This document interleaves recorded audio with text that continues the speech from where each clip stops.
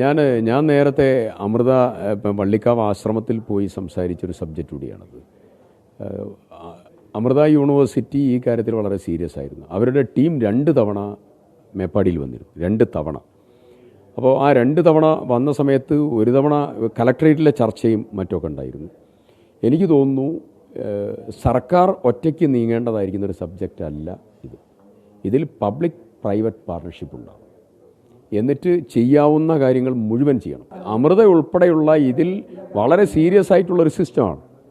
അപ്പോൾ അവരെയും കൂടെ ഉൾപ്പെടുത്തി PPP മോഡൽ, അവരുടെ നോഹോ, അവരുടെ എക്സ്പെർട്ടൈസ് ഒക്കെ ഈ കാര്യത്തിൽ യൂസ് ചെയ്യണം എന്നുള്ളതാണ് സമീപനം. ആ കാര്യത്തിലുള്ള തുടർ നടപടികൾ മുഖ്യമന്ത്രിയായിട്ടും ഗവൺമെൻറ്റുമായിട്ടും സംസാരിക്കും. അടുത്ത മാസം കൃഷി വകുപ്പ് നടത്തുന്ന ഈ വന്യമൃഗ ആക്രമണത്തെ ലഘൂകരിക്കാനുള്ള പദ്ധതിയുടെ ഭാഗമായി ആവിഷ്കരിക്കപ്പെട്ടതും പരീക്ഷണത്തിലുള്ളതുമായിട്ടുള്ള ഡിവൈസസും തിങ്കിങ്ങും ഐഡിയാസും അത് മുഴുവൻ പ്രദർശിപ്പിക്കാനും പബ്ലിക്കിലേക്കും കർഷകരിലേക്കും എത്തിക്കാനുള്ള ഒരു കോൺക്ലേവ് നടക്കാൻ പോവുകയാണ്.